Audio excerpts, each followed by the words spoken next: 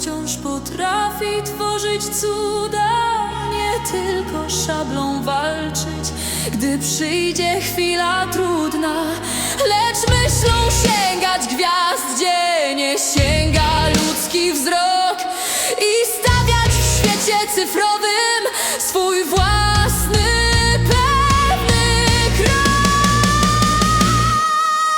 Polska myśl, polski kod, w cyfrowy wchodzi wiek. Sztuczna inteligencja z duszą dla ludzi nie na lęk. Jak orzeł biały wzbił się w lot, by patrzeć z góry w dal. Tak nasza myśl techniczna dziś pokona